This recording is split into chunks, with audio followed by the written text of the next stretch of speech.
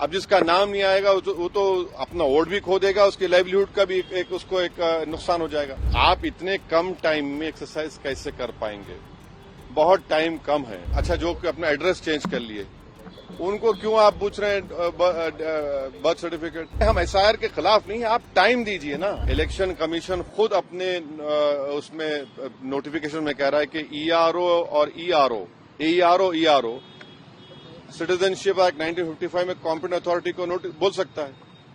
अब जिसका नाम नहीं आएगा वो तो अपना वोट भी खो देगा, उसकी लाइवलीहुड का भी उसको एक नुकसान हो जाएगा। तो ये सब बातें हमने उनके सामने रखी। बहुत देर तक हमारी मीटिंग हुई। उन्होंने अपनी बात को कहा, उन्होंने भी बताया हमको।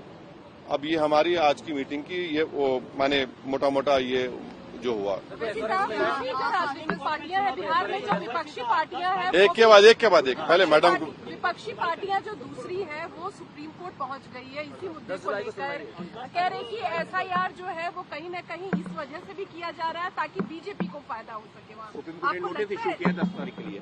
अब हमारी पार्टी में भी हम बैठ के बात करेंगे और इस पर क्या फैसला लेंगे, मगर हमारा एक ही है कि आप इतने कम टाइम में एक्सरसाइज कैसे कर पाएंगे? बहुत टाइम कम है। एसआईआर भाई जो लोग जो अपना एड्रेस चेंज कर लिए उनको क्यों आप पूछ रहे हैं बर्थ सर्टिफिकेट?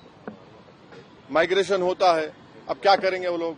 मैं हैदराबाद में बैठा हूं, तेलंगाना के मुख्तलिफ गांवों से हर मेरे ऑफिस को कभी 10 लोग कभी 20 लोग बिहार के आते हैं कि हम यहां पर लेबर हैं, बताओ हम क्या करना चाहिए।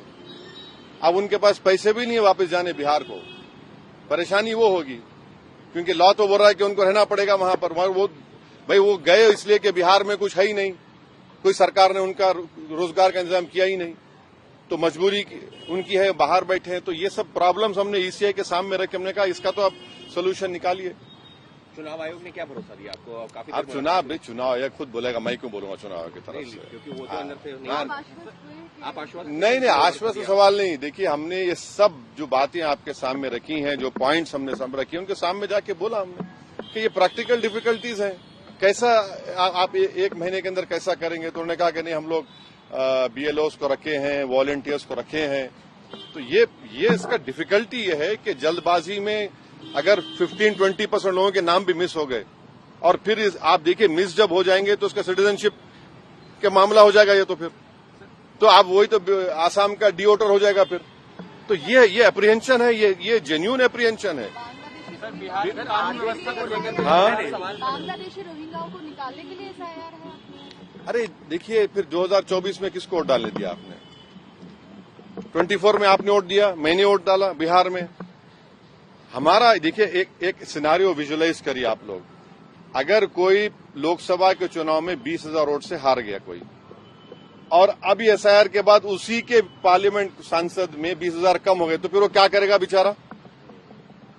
उसको राइट मिलना चाहिए। राइट तो रिकॉल तो हमारे पास नहीं है। तो इसीलिए हम कह रहे हैं हम एसआईआर के खिलाफ नहीं है, आप टाइम दीजिए ना। विपक्ष कह रहा है कि जो विपक्ष के वोट हैं वो कटवाने की साजिश है। देखिए सीमांचल की हद तक बीजेपी आरएसएस बार बार ये भ्रम, ये झूठ फैलाती है कि यहां पर बांग्लादेश के लोग आ गए हैं। कहां है बताओ हमको? एक तो बता दो 71 में बांग्लादेश बना, जब वो लोग नहीं गए, इस सरजमीन को उन्होंने माना, वहां पर भारत की वॉर ऑफ इंडिपेंडेंस में हिस्सा लिया। बल्कि सीमांचल इलाके में अख्तर भाई बोलेंगे, वहां पर तो इतना बैकवर्ड इलाका उस वक्त भी था, आज भी है, कि लोगों को लाकर वहां पर कैदी बनाते थे। क्या अख्तर भाई? तो ये हमको इस बात का भी डर है कि जो बार बीजेपी आरएसएस बोलती सीमांचल ऐसा हो रहा है, जब कहां है?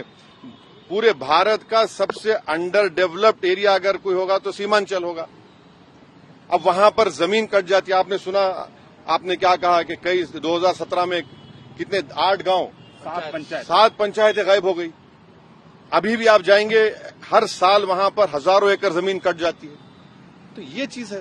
सर, बिहार के कानून व्यवस्था को लेकर लगातार अब ये ईसीआई के तक महदूद चुनाव आयोग ईसीआई के तक चुनाव आयोग ये कह रहा है कि 2002 में भी जब ये प्रक्रिया हुई थी 1 महीने का वक्त था। आप कह रहे हैं कि वक्त कम है, लेकिन उस दौरान ना पार्लियामेंट के इलेक्शन के लिए 1 साल का टाइम था।